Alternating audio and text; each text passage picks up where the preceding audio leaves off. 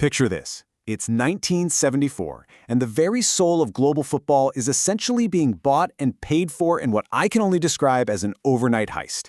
Today, we're unpacking the single most controversial election in sports history. This is the exact moment the door was kicked wide open to billions of dollars in dark money. Let's dive into it. $25,000. Now, you might be thinking, okay, what's that for? A team's travel budget? A player's salary? Nope. This was the jaw-dropping price paid to secure just one single pivotal vote during this election. And keep in mind, we're talking about 1974 here. That was an absolutely astronomical, unheard-of sum of money to hand to one individual just to tick a box. And this whole game? It wasn't played with documented campaign funds or, polite donations. We are talking about literal envelopes stuffed to the brim with cold, hard cash, handed out in hotel lobbies and back rooms just to steal control of the world's biggest sport. It was a straight-up hostile takeover, funded by pure bribery. So, who were the major players? Well, before 1974, FIFA was run by the old guard. Guys like Sir Stanley Rous. He was a traditional British teacher who firmly believed in keeping politics completely out of football. But then you have the challenger, Joao Havelange. He was this cunning Brazilian powerbroker who didn't look at the FIFA presidency as just some sporting role. Oh no, he approached it like a ruthless, high-stakes political war. To overthrow that traditional European establishment, Havelange targeted developing nations across Africa and Asia using a totally new playbook. I mean, look at this. First, luxury flight tickets paid right out of his own pockets. Next, all expenses-paid accommodations in lavish five-star hotels. And for those delegates who maybe weren't swayed by a nice vacation, direct, untraceable cash bribes. His strategy was aggressive, and it was surgically specific. According to the records, a single representative from Venezuela was handed an astonishing $25,000 just for their vote. For a delegate from a developing nation back in 1974, this wasn't just a bribe. It was an offer designed to be mathematically impossible to refuse. But right about now, you've got to be asking yourself a massive question. Where exactly did Havelange get the millions of dollars required to fund this global shopping spree for votes? Well, before we expose the shadowy backers behind this dirty money, do me a quick favor. Make sure to hit that like button and subscribe so you don't miss any of our future Explainer deep dives. Seriously, the algorithm loves it, and it helps us keep uncovering these crazy stories for you. All right, let's pull back the curtain on these financial backers, because the money trail is absolutely wild. Step 1. Horst Dassler. The powerful owner of Adidas was basically pulling strings behind the scenes to gain total control over football's commercial rights. Step 2. Dark money was actively laundered out of a fallen dictatorship in Portugal just to sponsor this election. And Step 3.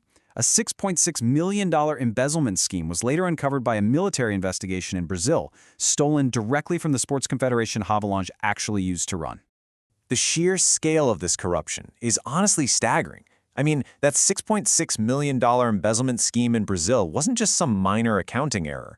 It was so massively destructive that a Brazilian government bank actually had to step in and issue a taxpayer-funded bailout package just to save the Confederation from total financial collapse. Entire institutions were being drained just to fund this FIFA takeover.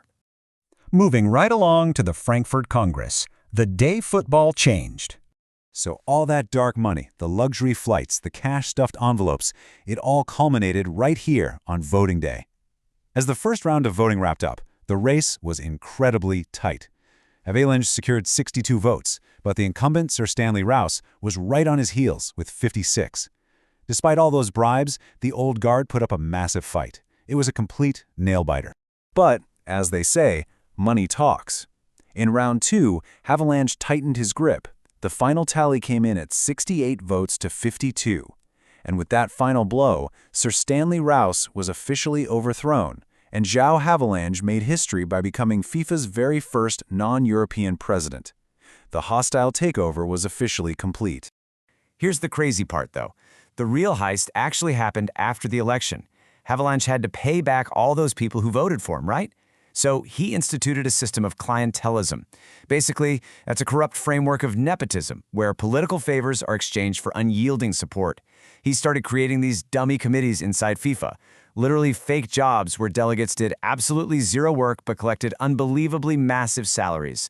It was a brilliant, albeit highly illegal, way to keep his voters loyal. And this is what created the modern machine we know today. At the very top, you have Havelange building his corrupt dummy committees. Then he brings in this young, hungry PR executive named Sepp Blatter. Together, they targeted megabrands, ultimately signing the very first massive global corporate sponsorship in football history with Coca-Cola. So you've got this trio, the corrupt president, the slick PR guy, and the megabrand. They literally laid the foundation for modern global sports marketing. So what's the ultimate takeaway here? Well, the 1974 election took a sleepy traditional sports organization, that tiny little slice of the pie right there, and mutated it into a clientelism-fueled, multi-billion-dollar money-making machine. It was arguably the darkest chapter in FIFA's history, but it's also the exact blueprint that made the World Cup the absolute commercial juggernaut we all watch today. Which brings us to a pretty provocative question to wrap things up. Did Joao Havelange and the 1974 election permanently ruin the pure soul of football? Or did it simply rip the Band-Aid off, exposing what the global game was always destined to become, a ruthless corporate business? I really want to know what you think about this. Drop your thoughts down in the comments below. Let's get a debate going. Thanks so much for joining me for this explainer, and I'll catch you in the next one.